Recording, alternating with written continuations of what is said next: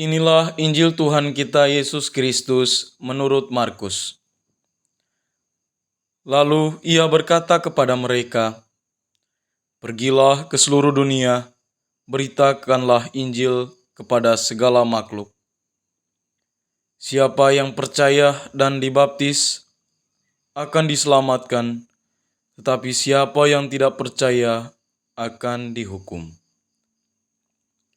Tanda-tanda ini akan menyertai orang-orang yang percaya.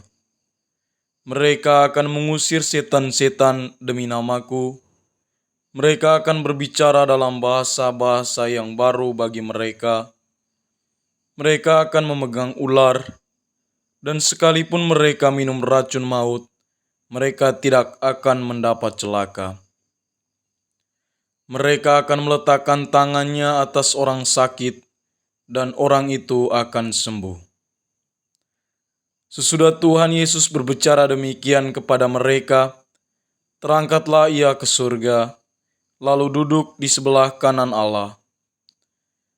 Mereka pun pergilah memberitakan Injil ke segala penjuru, dan Tuhan turut bekerja dan meneguhkan firman itu dengan tanda-tanda yang menyertainya. Demikianlah sabda Tuhan.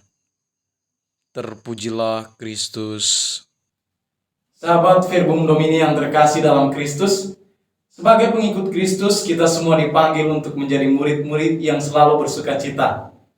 Kita masih dalam suasana sukacita karena Tuhan kita telah mengalahkan kematian dan telah menyelamatkan kita lewat kebangkitannya. Lewat kematiannya, martabat kita diangkat dan kita menjadi anak-anak Allah. Sahabat-sahabat Verbum Domini yang terkasih, bacaan-bacaan setelah Paskah selalu bernada perjumpaan.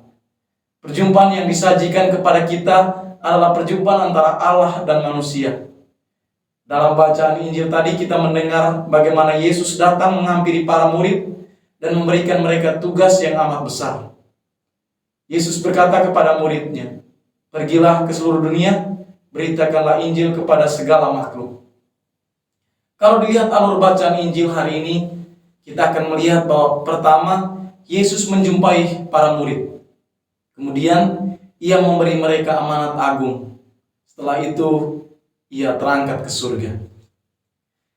Alur bacaan Injil hari ini sangat menarik untuk kita renungkan. Pertama-tama, Yesus menjumpai para murid.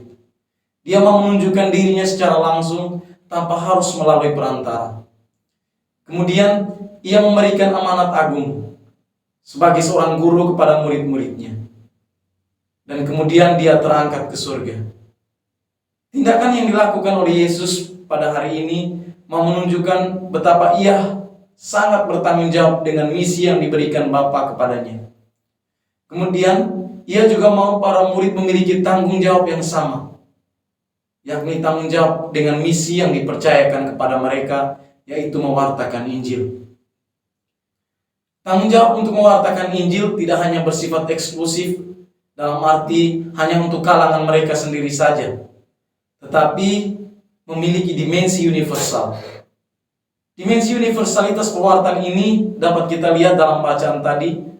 Pertama, Yesus mengatakan, "Pergilah ke seluruh dunia."